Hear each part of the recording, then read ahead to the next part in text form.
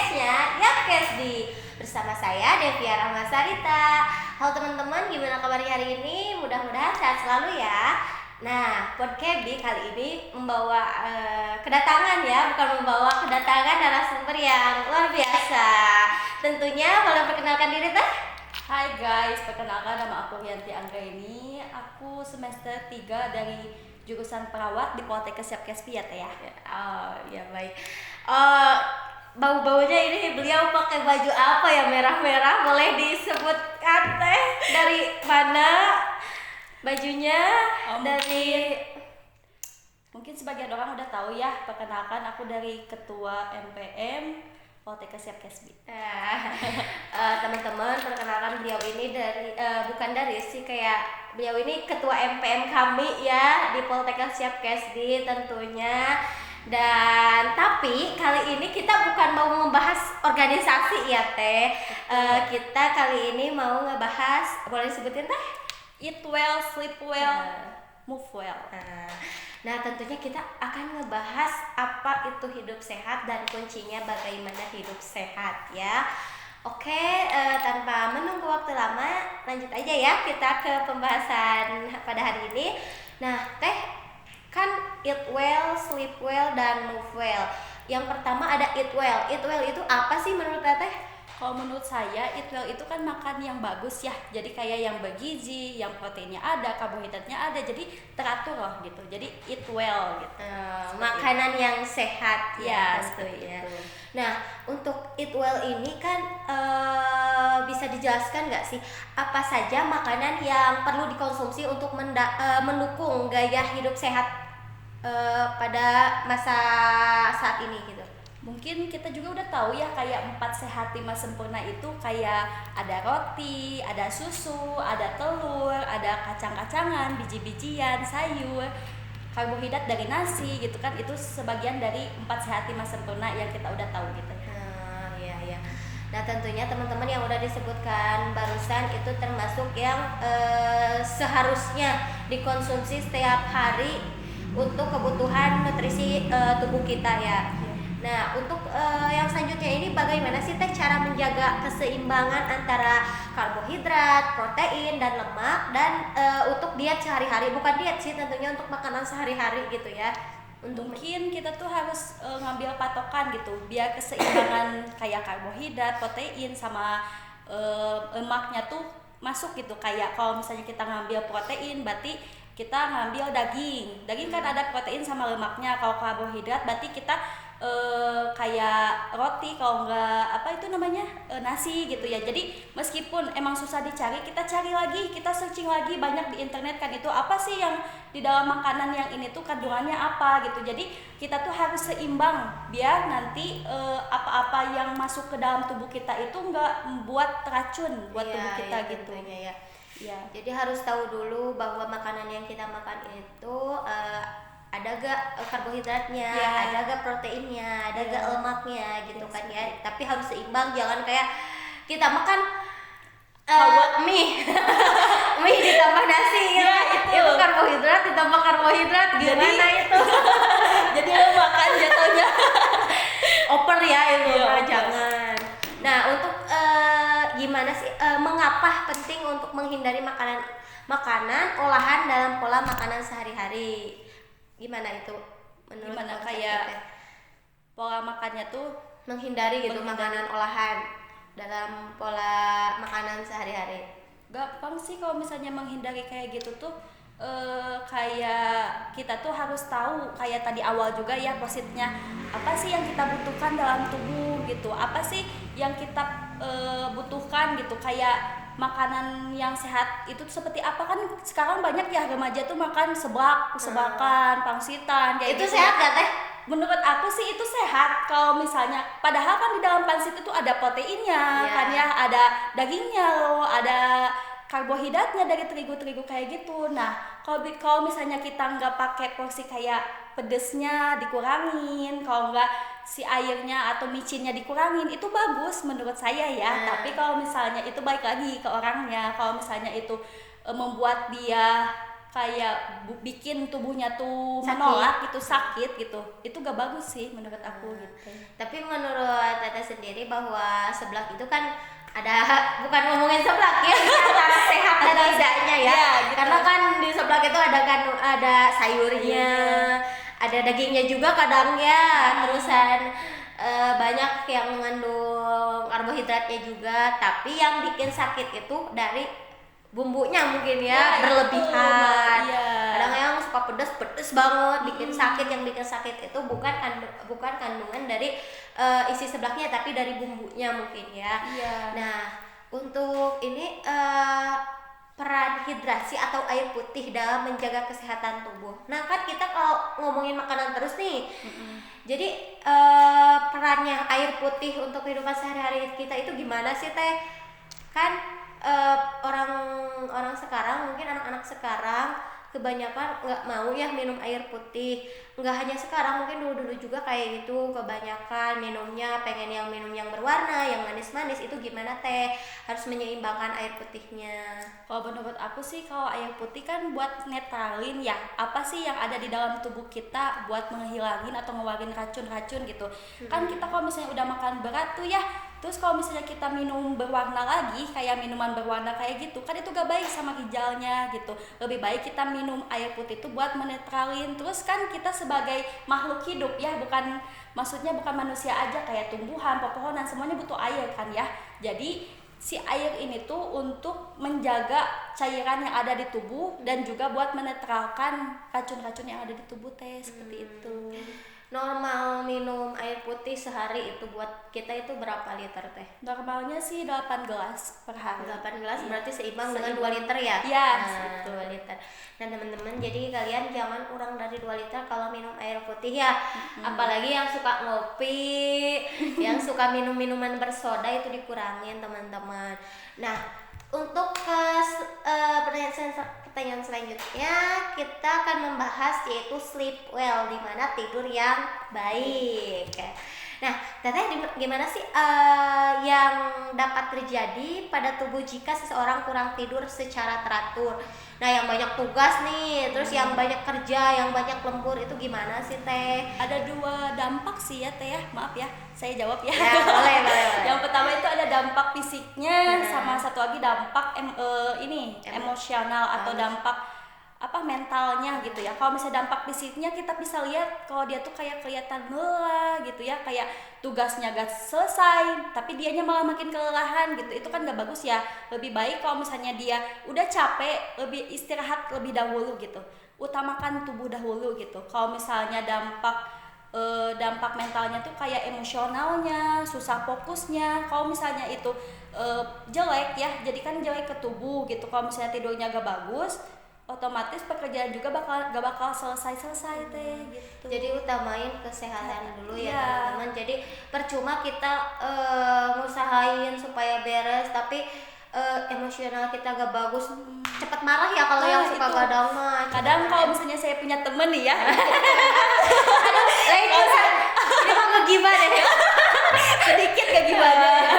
Kalau misalnya aku lihat teman saya kalau misalnya emosional gede gitu, apa-apa dimarahin atau gimana, berarti dia kurang tidur. Saya suka bilang, tidur kamu kalau misalnya capek gitu. Betul gak? Betul. Bener ya? Berarti kalau misalkan itu yang cepet marah, yang gampang marah, berarti itu kurang tidur kan?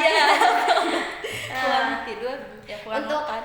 Untuk yang selanjutnya, untuk jam tidur yang disarankan untuk orang dewasa dan anak-anak agar tetap sehat, tubuh kita tetap terjaga itu berapa jam sih Teh?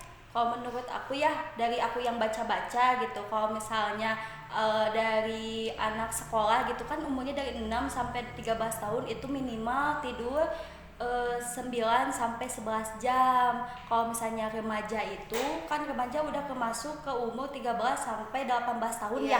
Nah, itu tuh minimal tidurnya harus 8 sampai 10 jam per harinya ya. Terus kalau misalnya dewasa, itu dewasa udah termasuk dari 18 tahun sampai selanjutnya ya. Itu minimal tidurnya tuh harus 9 sampai 7 sampai 9 jam per harinya gitu. Menurut yang aku baca ya di sosial media gitu, seperti itu kalau misalnya tidur yang baik itu. Baik, dan dari sumber-sumber yang udah ada juga ya mungkin. Baik ya teman-teman, bisa disimak. Untuk yang selanjutnya gini ya Teh, gimana sih tips untuk memperbaiki kualitas tidur yang buruk, gimana menurut Teteh? Menurut aku sih kalian harus punya ini jadwal. Jadi apa sih yang prioritas? Jadi kita buat skala prioritas sama non prioritas gitu. Kalau misalnya itu tugasnya mepet atau gimana gitu, boleh satu hari atau 2 hari gitu, 1 atau 2 kali gitu melakukan gadang atau gimana. Tapi sebaiknya kalau misalnya itu udah membuat pusing atau gimana, ya mending lebih baik istirahat dulu baru nanti dikerjakan tugasnya. Karena kalau misalnya kehidupan kitanya berantakan, nanti tugas juga pasti gak bakal selesai-selesai ya Teh. Terus kita harus kalau bisa mah, kalau susah tidur kan kebanyakan sekarang remaja susah tidur ya Teh ya. Gadang, main HP main gitu HP kan. gitu ya. Kalau misalnya menurut aku 2 jam sebelum mau tidur atau ya 2 jam minimal, kalau nggak 1 jam kita udah jauh sama HP-nya mau dicas kah atau gimana gitu ya. Kita harus jauhan, kita harus bukan menatapi kayak meditasi. Diri bahwa kalau misalnya kita tuh butuh istirahat loh. Kadang kalau misalnya kita udah gak sibuk sama HP, kan sekarang HP tuh apa-apa HP ya gitu ya. Jadi kita tuh pasti ngerasain capek dan nanti kelama-lamaan kita pasti tidur. Terus lingkungannya harus kayak lingkungannya bersih, nggak bikin kita tuh mumet gitu. Apalagi kan anak kosan ya. Kita tahu kan ya, kalau ada kosan gitu seperti kayak berantakan lah gitu. Nah, Suka males ya, apalagi banyak kegiatan gitu, jadi gak nyaman. Nah itu kita harus akuin lingkungannya baik dulu gitu, kayak kita bersih-bersih lah dulu sebelum tidur gitu, kita rapihin tidurnya, empuk-empuk dulu. Kalau misalnya saya mah ya suka bantalnya diempuk-empuk dulu kayak aku mau tidur loh, kita harus bersih dulu, harus gimana barulah itu kita tuh merasain relax hidup, kayak mau tidur gitu. Kenyamanannya sesungguhnya. Baik Teh. Nah, menurut Teteh tidur malam itu biasanya di jam berapa sih kalau misalkan supaya teratur? Jam 8 kah? Jam 9 kah? Kalau misalnya menurut aku kan sekarang aku ini ya kuliah gitu ya. Kalau misalnya aku mah jam 11 juga udah harus tidur gitu, diaturkan gitu, dijadwalkan. Meskipun aku orangnya gak sempurna ya, tapi buat kebutuhan tidur itu prioritas 1 ya. Karena kalau misalnya kita ngededet diri gitu buat ngakuin hari itu juga pasti gak bakalan bener Teh. Lebih baik aku mah bangun subuh gitu buat ngejain nanti subuh, nanti tidur dulu lah dari jam 11, mungkin nanti jam 4-nya bangun buat ngejain tugas atau gimana gitu. Itu batasnya. Paling malam itu jam 11 ya, paling malam. Berarti paling efektifnya itu antara jam 9 ya. Iya, jam 9. Ya. Nah, untuk yang di sini mengapa sih konsistensi waktu tidur itu penting bagi kesehatan? Konsistensi. Kalau menurut aku itu bagus buat kekebalan tubuh ya Teh. Terus kekebalan tubuh, terus terjauh dari penyakit juga. Kalau misalnya kita konsistensi konsistensi ya, gitu. konsistensi buat tubuh ya gitu. Iya. Seperti itu. Baik. Nah, ada ngakak terus ya kalau sama kita hidup. Nah, di sini kita lanjut ke pembahasan yaitu move well, di mana bergerak dengan baik, yaitu atau olahraga mungkin ya poin utamanya. Nah, di sini apa sih manfaat olahraga rutin bagi kesehatan fisik dan mental kita? Biar teratur sih kalau menurut aku ya. Kalau misalnya kita moodnya well gitu kan, dari 3 ini kunci ya. Kalau misalnya kita geraknya bagus juga pasti semua teratur loh. Meskipun kita gak mau olahraga nih ya Teh, lebih baik jalan kaki lah ke kampus. Kalau gak ke kosan kan kita ngekos ya gitu, jalan kaki gitu buat ya biar ada penggerakan lah sedikit-sedikit. Jangan sampai kita tuh nambru di kasur Teh gitu. Itu gak baik banget kalau misalnya kita terlalu banyak telentang lah. Meskipun kalau misalnya dimasuk dalam olahraga, telentang itu bagian olahraga ya, tapi gak baik kalau di kasur gitu. Harusnya di mana Teh? Di matras. Sambil olahraga gitu. Jadi poin utamanya ya teman-teman, berarti kita jangan jadi kaum rebahan terus ya. Usahain ada pergerakan di dalam setiap harinya itu. Betul kan? Nah, untuk selanjutnya jenis olahraga apa yang cocok bagi orang yang baru mulai aktif bergerak? Misalkan asalnya yang saya misalkan males nih olahraga sebelumnya karena emang udah nonton video ini atau udah nonton pencerahan dari Teteh Rianti, jadi aku teh mau mulai gerak nih. Dari mulai mana dulu nih yang cocok buat kita yang pemula? Yang pemula ya. Kalau aku sih lebih cocok kalian bangun dulu dari tempat tidur, baru kayak pegangan dikit-dikit, baru kita ambil sapu teh. Nah, itu poinnya. Meskipun kita jalan olahraga, kalau misalnya kita sapu-sapu, kalau misalnya aku lihat dari Upin Ipin ya Kak Ros ya ngajarinnya harus sapu-sapu. Karena apa? Dari sapu-sapu ini juga kita udah menggerakkan otot tangan sama kaki, terus gerak jalan kan ya. Terus kalau misalnya buat pemula gitu ya, kita juga kalau misalnya jangan langsung ke ini sih, jangan langsung ke berat kayak nge-gym gitu, lebih baik kayak aerobik lah. Kita nonton di YouTube kan banyak tuh ya olahraga tips-tips yang pemula gitu. Juga bisa ya dilakuin gitu. Kan kalau misalnya beberes juga udah termasuk olahraga sih kalau menurut aku, kayak sapu, nyapu gitu ya. Ngepel gitu. Termasuk. Jadi jangan mager teh terus-terusan gitu. Jangan. Usahain bantu kalau lagi di rumah orang tua, jangan maunya main HP terus gitu kan. Mau cewek mau cowok sama aja ya.